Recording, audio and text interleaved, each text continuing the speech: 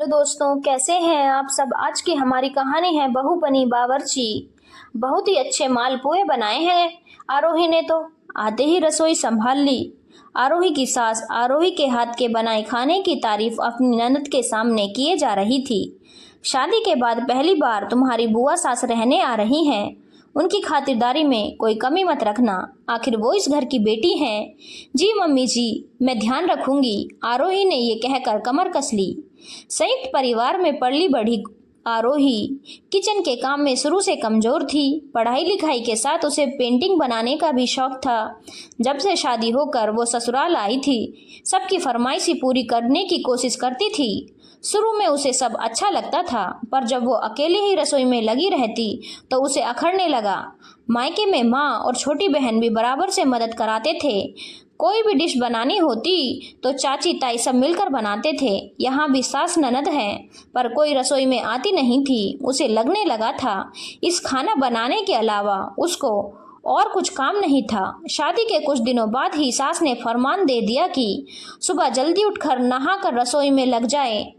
रोहित के पापा को 6 बजे चाय चाहिए। रात को देर तक जागने की वजह से सुबह जल्दी उठकर 6 बजे चाय बनाने के लिए उससे 5:30 बजे जागना होता। फिर बाकी लोगों के लिए नाश्ता बनाना, टिफिन पैक करना, खुद के और सास के लिए रोटियां बनाना, इसी काम में उलझ कर रह जाती थी। ननद की पढ़ाई पूरी हो चुकी थी, वो रसोई में झांकती नहीं थी। सास भी सबको गर्व से कहती थी कि आरोही ने आते ही रसोई संभाल ली। शाम की चाय से लेकर सब्जी बनाने और रात के खाने तक, दही जमाने तक, हर छोटे बड़े काम के लिए सब उसे ही आवाज देते। सबको यही कहना था, तुम रसोई संभालो, बाकी हम देख लेंगे। आरोही का पेंटिंग बनाना भी छूट गया था। अपने शौक को मरता देखकर आरोही को छटपटाहट सी रहती थी। उसे वक्त ही नहीं मिलता था। एक दिन सबने घर पर ही पारिवारिक मूवी देखने का प्लान बनाया। सभी मूवी देख रहे थे, तभी आरोही के ससुर जी बोले, आरोही जरा चाय बना दो। भाभी साथ में थोड़े पॉपकॉर्न भी बना दो, 5 मिनट ही लगेंगे। आरोही की उठक बैठक चलती रही। वो मूवी भी अच्छे से देख नहीं पाई। घर में कौन सी चीज आनी है, पर्दे बदल रहे हैं तो किस कलर के लाने हैं, गहने कहाँ रखे हैं, बुआ सास को विदा में क्या देना है, राशन का सामान कितना आना है, इस पर कभी उसकी सलाह नहीं ली जाती। उसे बस हुक्म दे दिया जाता था कि आज दिन भर खाने में क्या बनेगा। जब कभी सभी बाहर घूमने जाना होता तो कौन सी साड़ी पहननी है, किसकी बर्थडे एनिवर्सरी पर क्या उपहार देना है, ये सब भी सास ननद ही तय करती थी। घर की सजावट हो या घर के सामान के लिए खरीदारी, उसकी कोई भागीदारी नहीं होती थी। उसे कभी ना तो बताया जाता था, ना ही उससे सलाह ली जाती थी। वो तो बस रसोई में कैद होकर रह गई थी। रोहित के दोस्त लंच पर आ रहे हैं तो ये बना लेना, दूर के पास के रिश्तेदार आ रहे हैं तो ये बना लेना। बड़ी ननद परिवार सहित रहने आई। आरोही एक पांव पर खड़ी रहकर खातिरदारी में जुट गई। सब मिलकर ऐसे में हंसी ठहाका लगाते और वो गर्मी में रसोई में रोटियां सेक रही होती। उसका भी मन करता था वो सबके साथ बैठे, पर खाने की जिम्मेदारी से दबी रहती। उस दिन शाम को सब परिवार सहित पुराने पड़ोसी से मिलने गए। नंदे भी सज धज कर तैयार हो गई। सास ने खाने का पूरा मेन्यू थमा दिया कि हम लोग सब मिलकर आते हैं, तुम रात का खाना बना कर रखना, तुम्हें ले चलते पर फिर देर हो जाएगी, खाना भी बनाना है। उन्होंने केवल चाय पर सारे परिवार को बुलाया है। आरोही ने कुछ कहा नहीं, बल्कि ये सोचा, सारे परिवार में तो मैं भी आती हूँ। ननद अपने छोटे बच्चों को भी छोड़ गई। उनको संभालते हुए आरोही ने बड़ी मुश्किल से सारा खाना बना कर रखा। उसका भी मन था सबके साथ बाहर जाने का, उन आंटी से मिलने का, जिसके किस्से वो सास ननद से सुना करती थी। उसी रात आरोही रसोई का पूरा काम करके अपने कमरे की तरफ जा रही थी, तभी देखा सास का कमरा खुला था। वो वहां जाने लगी, तभी ननद लपक कर आई, दरवाजे पर खड़ी हो गई और बोली, भाभी आप अपने कमरे में जाकर सो जाओ, अंदर पैसों का हिसाब किताब चल रहा है, भैया देर से आएंगे। ये सुनकर आरोही को बहुत बुरा लगा। वो भी तो घर की सदस्य है, उससे क्यों दुराप छिपाव चल रहा है। ऐसे तो कहते हैं बहू घर की लक्ष्मी होती है और उसे ही अपने घर में पराया बनाया जा रहा है। वो तो बस रसोई की ही मालकिन है, घर की नहीं।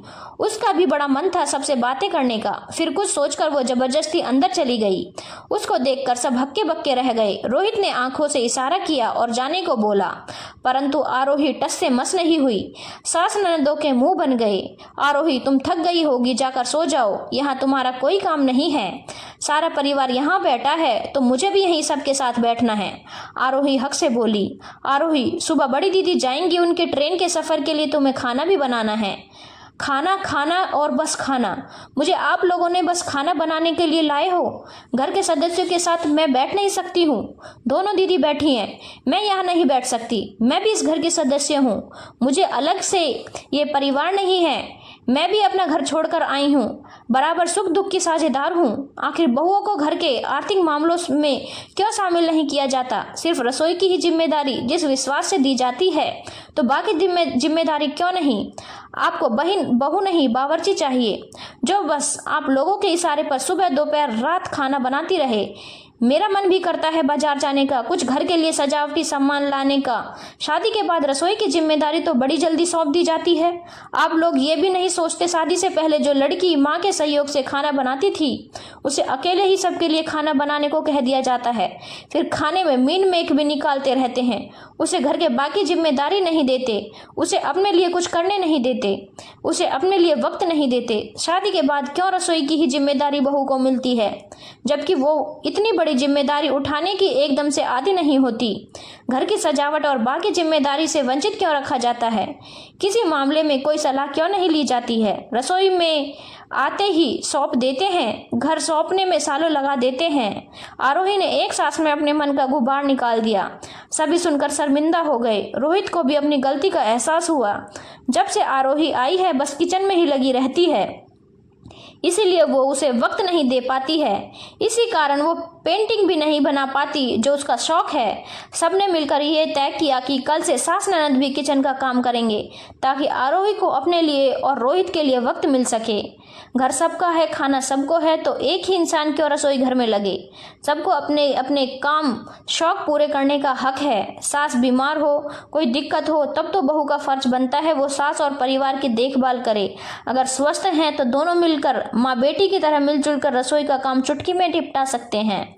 पाठ को जरूरी नहीं है कि किस्मत आरोही जैसी हो। जिस तरह उसके ससुराल वाले समझ गए, सबके ससुराल वाले समझे। बहू के आते ही किचन में झोंक दिया जाता है। बहू को किचन की जिम्मेदारी तो दे दी जाती है, पर बाकी नहीं। मैंने कई बहुओं को देखा है जिनके सपने, शौक, एहसास सब रसोई में आते ही स्वाहा हो गए।